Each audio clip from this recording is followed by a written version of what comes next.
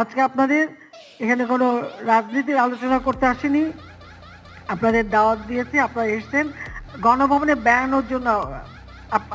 আপনাদের আমি দাওয়াত দিয়েছি, কাজী সেটা হচ্ছে সবচেয়ে বড় কথা। अभी मजा आएगा ना भिड़ो। सीधा बैठो बेटा।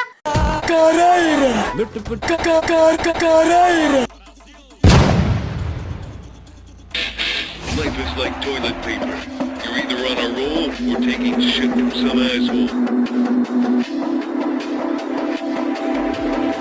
लुट गया लुट गया।